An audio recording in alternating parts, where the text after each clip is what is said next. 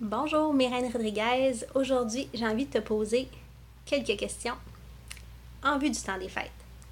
Où, quand, comment et pourquoi? On a tendance à dire oui à tout ce qui nous est offert, autant les activités, les soupers, des échanges de cadeaux.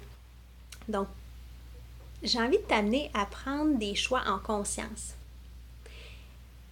Autant au niveau de comment tu dépenses ton argent, où tu mets ton temps, avec qui tu passes ton temps, à faire quoi et au nom de quelle valeur.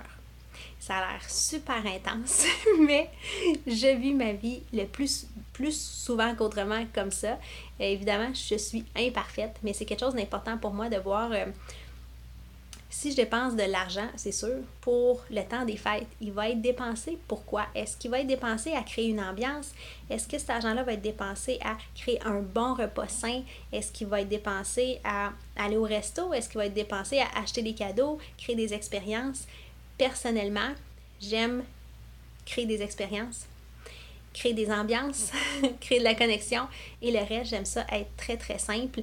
Et si je dépense trop dans quelque chose que moi, je trouve futile, genre ça m'est arrivé dans nos vacances d'été que c'est venu me chercher vraiment beaucoup émotionnellement.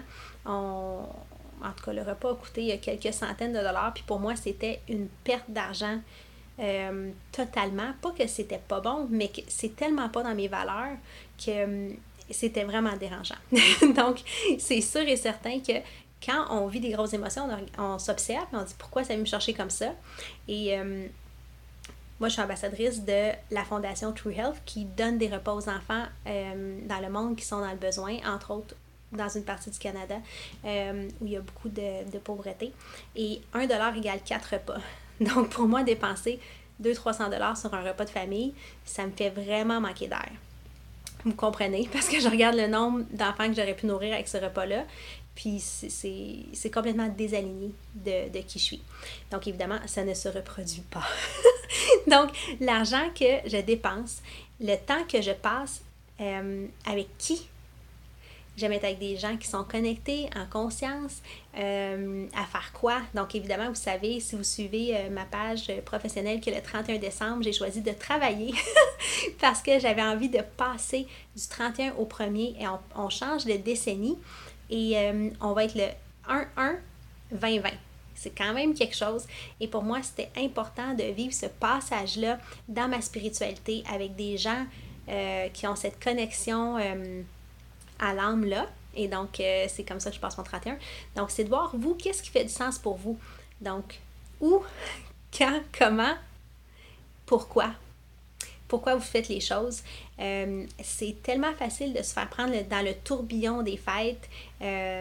Comme récemment aussi, on a eu le tourbillon du Black Friday. Tu sais, qu'est-ce que ça veut dire pour vous? Puis pourquoi se faire prendre dans ce tourbillon-là? Peut-être que ça fait du sens pour vous, peut-être que pas.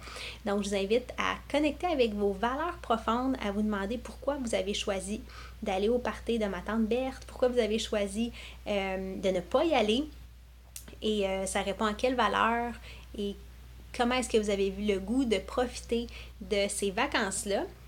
Moi, personnellement, je peux un peu prendre les vacances quand je veux et le nombre de vacances que je veux, mais la majorité des gens, vous avez un nombre de semaines de vacances par année qui est préétabli. Donc, comment est-ce que vous en tirez profit au maximum? Donc, je souhaite une belle réflexion si vous avez le goût de partager. J'aime toujours ça.